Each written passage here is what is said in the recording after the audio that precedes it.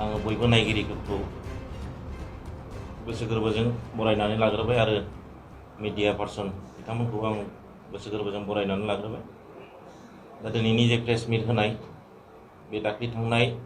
जे जोंनि फाउन्डार प्रेसिडेन्ट जे रनजन दैमारि सारखौ जे जोङो मोनसे हारिनि गेजेराव मोनसे दुखुनांथाव आरो सोमोनांथाव मोनसे जोंनि गेजेराव माने जेबायदि राय होबाय थैजासिम जोबथेसालियाव बिथाङा दिनै थानांनायनि मोनसे राय होबाय। बिनि सायाव जोङो एक्स एनडिबि हिसाबै जोबोरैनो दिनै दुखु मोनदों आरो समग्र जोंनि बर' रायजो राजाफ्रा दिनै सासे हारिनि थाखाय नांसोमबोनाय, हारिनि थाखाय थैथां जुजिबोनाय आरो दिनै जोबथारनायाव सासे सिगनेटरिस्ट हिसाबै दिनै बिथाङा दिनै फैसेयावबो दिनै बिथांखौ जेरैबायदि मोनसे मा होनो बिथांनि केसखौ नर्मेलाव दिनै लाबोनांगौमोन। जों समग्र बर' रायजो राजा आरो दिनै एक्स एनडिपिफ्रा दिनै आसा खालामदोंमोन, खिन्थु जों आसा खालामनाय बायदि दिनै बिथांनि राया दिनै जानानै फैयाखै। दा बिनि सायावनो जों दिनै आं खावलायनो सानदों जोंनि जेसेबां दैदेनगिरिफोर दं, अर्थात जोंनि जे बिटिआर सरकार बा दिनै जोंनि बर'फोरनि गेजेराव जेसेबांनाखि दिनै संगठनफोर दं, दिनै सासे बर' हारिनि सासे दैदेनगिरि हिसाबै बिथांनि बख'नायखौ जाहाथे बिथांखौ जोङो दिनै मोनसे बख'नायनि उदां अख्राङाव लाबोनायनि जे माबाफोरखौ सावरायलायनानै जाहाथे नाजालायो, आं बेखौ खावलायदों। जाहाथे बेवहाय खुनु मोनसे मा होनो पार्टि थार्टिनि खोथा गैया, दिनै दल संगठननि खोथा गैया। एस ए बर' सेन्टिमेन्टखौ लानानै बर'नि सासे दैदेनगिरि हिसाबै बिथांखौ माने बख'नायनि दायित्वआ साफ्रोमबो बर' रायजो राजानि दैदेनगिरिफोरनाव दङ। बेनिखायनो आं बयखौबो खौसेथि आरो मोजां सानलायनायनि गेजेरजों बिथांखौ जोङो दिनै बख'नानै लाबोनायनि दिनै थिरांथा मोनसे जों लानांगौ। आरो जेनिखि प्रसेसजों दिनै बिटिआर सरकारा मैया जे सावरायहैदों बेखौ जों बरायदों आरो बिथांनि गनायनि जे प्रसेसखौ जुदि बिटिआर सरकारा लाबायब्ला दिनै बिथांमोना मोजाङैनो मोजां मावलांनांगोन आरो मावगोनखौ जों दिनै आसा खालामदों। आरो बिथांनि जेनिखि दिनै फाउन्डार प्रेसिडेन्टजों लोगोसे जेसेबां जोंहा दिनै जेलाव दं, बिथांमोना एखे लगैयैनो जाहाथे गबोनो माने उदां अख्राङाव फैफिननो हायो, जों बेखौ लुबैदों। मिडिया फंबायमोननि चेनेलनि जे फेमिलि बा बर' रायजो राजाफ्रा दिनै बे निउसनि गेजेरजों जे फंसे फंनै जोंनि बुंनायाव जाहाथे मोनसे जोंबो मोजां मोनसे सापर्ट मोनगोन बेखौ मिजिंथिदों। दा बेनो जाहैबाय थांनाय 27 तारिखआवहाय जोंनि एक्स एनडिपिनि गोबाव सम बर' जाथिनि थाखाय सेक्रिफाइस खालामनाय रनसायग्रा नाब्ला बा रनजन दैमारि सारा हारिनि थाखाय, जाथिनि थाखाय बा एक्स एनडिपिनि सासे फाउन्डार हिसाबै दिनै बिथाङा जेलाव दङमोन। जेलाव थाखांनायनि उनावहाय दिनै बिथाङा जेबायदि प्रसेस, बे प्रसेसा दिनै सिगांखिनियाव जोङो मोजां पजिटिभ जों मोनबाय थादोंमोन। बेनिफ्राय प्रेजेन्टलि जोंनि दानि जितु बिटिआर सरकार प्रमद बर' दैदेननाय बिथांमोननि माखासे मेसेजफ्राबो जे जोंखौ सम सम बुङोमोन जे थाबैनो गगोन, थाबैनो क्लियार जासिगोन, बे मेसेजखौ बिथांमोनहा होबाय थादोंमोन।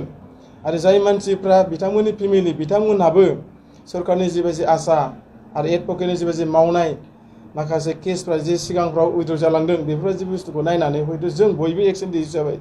बा बर' रायजो राजा हिसाबै जों गोजोननाय मोन्दोंमोन। नाथाय थांनाय 27 तारिखआव जे मोनसे बिराद दुखुनांथाव मोनसे मा होनो मेसेज, बे मेसेजखौ लानानै दिनै जोङो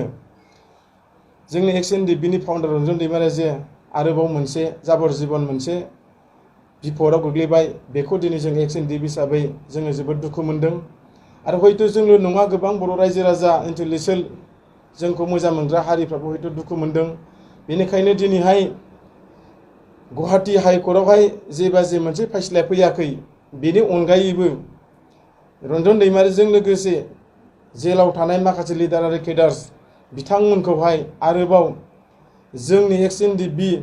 आरो दानि बिटिआर सरकार बिथांमोननि सायाव जोङो दिनै आसा आरो मिजिंथिदों आरो जोंनि बर'नि दल संगठन रायजो राजाफ्रा जाहाथे बयबो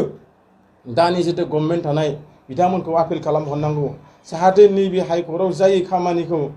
बिथांमोनहा जाहाथे सुप्रिम कर्टआव लांफिननानै माबा मोनसे राहा लामा दिहुननायनि गेजेरजों जोङो माबा मोनसे मोजां लामायाव लाफिननो हागोन नामा उदां अख्राङाव लाफिननो हागोन नामा बिनि प्रसेसखौ जोङो बयबो रायजो राजाफ्राबो आपिल खालामनांगोन आरो जोंबो दिनै आपिल खालामदों गिबियाव आं बेखौनो बुंनो लुबैदों दानि बिटिआर सरकारनि मानगोनां प्रमद बर' आरो डेपुटि चिफ गबिन्द सारमोननिसिम जे दिनैहाय सासे सिगनेटरि हिसाबै जोंनि फाउन्डार रनजन दैमारि सारा सहि होनाय उनावनो नेम मथेब्ला दिनैहाय बियो गनायनि मोनसे हाबाफारि थाफानांगौमोन मानो होनोबा दिनै जोङो गुबुन गुबुन दल संगठन बा गुबुन गुबुन आखाइ फाथि लाग्रा संगठनफ्रा एकर्ड जाखांनायनि उनावहाय बेफोरबायदि जाथाया जादोंब्लाबो नाथाय सुक्तिनि उनावहाय बेफोरबायदि लिडारफ्रा बा केस थानायफ्राबो दिनै गयोमोन नाथाय जोंनि XNDBनि बेलायाव रन्जन दैमारि सारा थांनाय 2020-27 जानुवारियाव जुदि मोनसे गोजोन गोरोबथा बिटिआर एकर्ड जालांदों बेखौ नायोब्ला दिनै बे बिटिआर एकर्डनि गेजेरजोंनो गनांगौमोन आरो बिथाङा सासे सिगनेटरि हिसाबै बर' रायजो राजानि गेजेराव फैनानै जिखिनि मोनबोबाय बिटिआर एकर्डनि जितु एमओएस क्लजफोरखौ लानानै बिथाङाबो रायजो राजाजों मावनायनि मोनसे सुबिदाखौ सरकार होनांगौमोन नाथाय बे दिनै जायाखिसै बे जोबोद दुखुनांथाव आं बेखौनो दिनै बुंनो नागिरदों जे जोंनि बिटिआर सरकारनिसिम आं खावलायनो नागिरदों नोंथांमोना प्रमद बर' दैदेननाय बिटिआर सरकारा बा बिटिसि सरकारा रन्जन दैमारि सारखौ बख'नायजों लोगोसे बिथांमोननि लिडार केडारखौ बख'फानायजों लोगोसे नोंथांमोना जोंनि नैबे बिटिसिनि एसेम्ब्लियावहाय जेरैखि जायाब्लाबो एसेम्ब्लि जिरायफिननानै रन्जन दैमारि सारखौ बख'फिननांगौनि सार्तआव मोनसे एसेम्ब्लि बिल पास खालामनानै थिखोना लानांगौ बाहाय गासैबो एगेन्स्टनि खोथा नङा बिपिएफनि जेसेबांनाखि एमसि एमएलएफोर दं बिथांमोनहा बेखौ मदद खालामनांगौ दा बेखौ बिल पास खालामनानै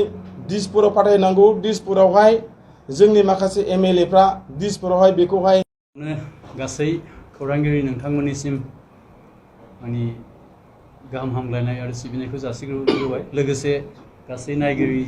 बिथांमोननिसिमबो आं सिबिनायखौ थाग्रोबाय जे दिनै जों गासैबो मिथिखाबाय जे थांनाय हनारेबल हाइकर्टनि जे जाजमेन्ट होनाय जोंनि डिआर नाब्ला सारनि लोगोसे जोंनि गासै दैदेनगिरिफोरनि जों बिथांमोननि सायावनो दिनै बे प्रेस मिटखौ लानाय जादों जे दिन थांनाय 30 जानुवारि 2019 मायथाइनि जे सिबिआइ स्पेशल फास्ट ट्रेक कर्टआ जोंनि